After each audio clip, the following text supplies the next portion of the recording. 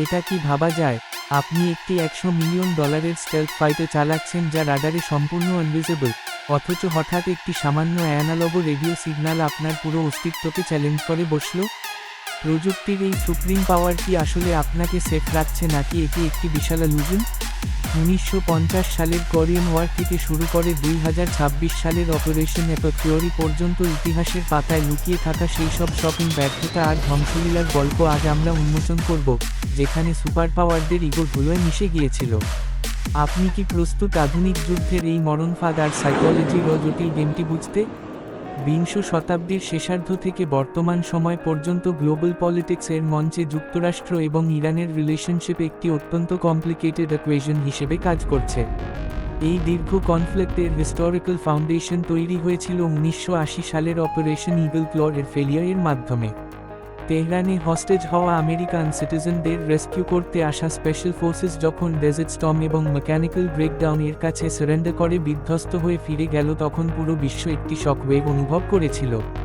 সেই ডিজাস্টার যেমন American military ইমেজে একটি বড় ডেন্ট ছিল, তেমনি এটি প্রমাণ করেছিল যে মডার্ন টেকনোলজি সবসময় আনফেভারেবল সিচুয়েশনে গ্যারান্টি দিতে পারে না। ইতিহাস সাক্ষী দেয় যে ভিয়েতনাম বা আফগানিস্তানের মতো ওয়ার জোনগুলোতে $1 ট্রিলিয়ন ইনভেস্ট করেও ইউএসএ সবসময় ফাইনাল ভিক্টরি পায়নি। আসলে সুপার পাওয়ারদের এই স্ট্রাগল আমাদের একটি গুরুত্বপূর্ণ লেসন দেয়।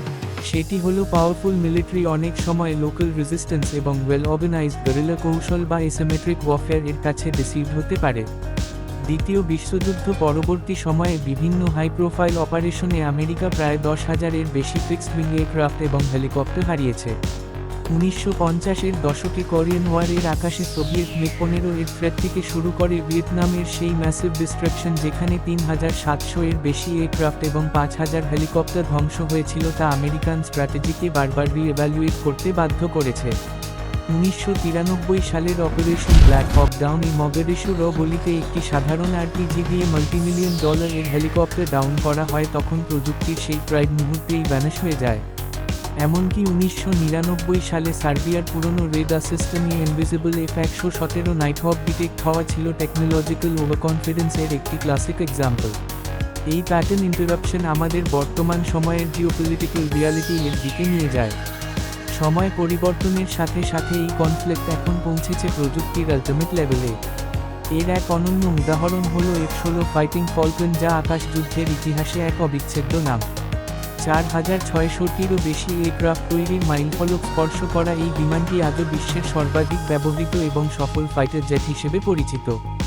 বর্তমানে আমেরিকার গ্রিনভিল কারখানায় ব্লক 70-এর 72 ভ্যারিয়েন্টের নতুন অর্ডার সম্পন্ন করার কাজ চললেও সমরাঙ্গনে একে প্রতিনিয়ত কঠিন চ্যালেঞ্জের মোকাবিলা করতে হচ্ছে।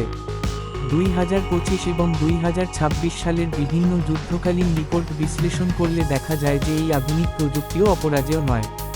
বিশেষ করে ইরান ইসরায়েল সংঘাতের সাম্প্রতিক দাবিগুলো, যেখানে তেহরান তাদের আকাশসীমায় F-16 ভূপাতিত করার দাবি করে, তা বিশ্বজুড়ে বিশেষজ্ঞদের নজর কেড়েছে। যদিও এমন পাল্টাপাল্টি দাবি মূলত আধুনিক সাইকোলজিক্যাল ওয়ারফেয়ারের একটি অংশ, যেখানে সামরিক গোপনীয়তা রক্ষা করা উভয় পক্ষের জন্যই গুরুত্বপূর্ণ। ইরান বর্তমানে তাদের ব্যালিস্টিক মিসাইল প্রোগ্রামে রেভলিউশনারি চেঞ্জ এনেছে। ঘাইম-100 এর মতো লং রেঞ্জ মিসাইলগুলো এখন হাজার হাজার কিলোমিটার দূরের টার্গেটে পিনপয়েন্ট অ্যাকিউরেসি সহ হিট করতে সক্ষম। এটি কেবল মিডল ইস্ট নয়, বরং গ্লোবাল সিকিউরিটি ম্যাপে একটি বড় থ্রেট অ্যালার্ম। 2026 সালের অপারেশন অ্যাপোলো থিওরি এর মতো রিসেন্ট হাইটেক কনফ্লিক্টে যখন আমেরিকার 5th generation stealth fighter F-35 damage হয় অথবা অ্যাডভান্স ড্রোন ফ্লিট ইন্টারসেপ্ট করা হয়, তখন মডার্ন ওয়ারফেয়ারের পুরো ডেফিনিশন বদলে যায়। এমনকি ইউক্রেন রাশিয়া যুদ্ধ বা ভারত পাকিস্তান সীমান্ত উত্তেজনাতেও F-16 হারানোর খবর এই আধুনিক প্রযুক্তির সীমাবদ্ধতাগুলোকে সামনে এনেছে।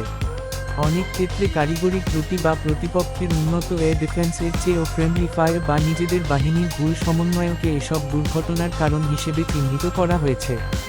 বর্তমানে IRGC এর স্মার্ট টার্গেটিং সিস্টেম এবং থাউজেন্ডস অফ সুসাইড ড্রোন সরাসরি আমেরিকান এয়ারক্রাফট ক্যারিয়ারগুলোকে চ্যালেঞ্জ করার ক্যাপাবিলিটি রাখে। এই মিলিটারি স্ট্রেংথ এর পেছনে চীন এবং রাশিয়ার মতো পাওয়ার হাউসগুলোর স্ট্র্যাটেজিক সাপোর্ট এবং ইন্টেলিজেন্স শেয়ারিং US পলিসি মেকারদের কপালে চিন্তার ভাঁজ ফেলেছে। একদিকে লিডারদের হার্ডলাইন পজিশন, অন্যদিকে তেহরানের ওয়েপন প্রোডাকশনের ম্যাসিভ স্পিড, সব মিলিয়ে এই রিজন এখন একটি অগ্নিকুণ্ডে পরিণত হয়েছে। ইরানের এই ন্যাশনাল ইউনিটি এবং ম্যাসিভ পাবলিক গ্যাদারিংগুলোকে কেবল পলিটিক্যাল র্যালি হিসেবে দেখলে ভুল হবে, কারণ এটি আসলে একটি সাইকোলজিক্যাল ওয়ারফেয়ার যা ফরেন অ্যাগ্রেশন এর বিরুদ্ধে একটি স্ট্রং ডিফেন্স মেকানিজম হিসেবে কাজ করছে। টেকনোলজিক্যাল ইগো এবং স্ট্র্যাটেজিক প্ল্যানিংয়ের অভাব যেকোনো সুপার পাওয়ারকে ডিপ ক্রাইসিসে ফেলতে পারে। অপারেশন ইগল ক্ল এর সেই মরুঝড় থেকে শুরু করে আজকের হাইপারসনিক মিসাইল এবং স্টেলথ ফাইটারের লড়াই, প্রতিটি চ্যাপ্টার আমাদের শিখিয়েছে যে কেবল সুপিরিয়র ওয়েপন নয়, বরং সার্ভাইভাল ইনস্টিংক্ট এবং স্ট্র্যাটেজিক ইন্টেলিজেন্স যুদ্ধের রেজাল্ট ডিটারমিন করে। ইরান এবং যুক্তরাষ্ট্রের এই পাওয়ার স্ট্রাগল এখন গ্লোবাল এনার্জি মার্কেট এবং ইন্টারন্যাশনাল ট্রেড ব্যালেন্সকে সরাসরি ইম্প্যাক্ট করছে। এই লড়াইটি কি কেবল অস্ত্রের শ্রেষ্ঠত্বের, নাকি এর পেছনে লুকিয়ে আছে অন্য কোনো গ্লোবাল মাস্টার প্ল্যান? আমাদের পরবর্তী ভিডিওতে আমরা এক্সপ্লোর করব সেই সিক্রেট অ্যালায়েন্সগুলোর গল্প যা হয়তো পুরো বিশ্বের মানচিত্র বদলে দিতে পারে।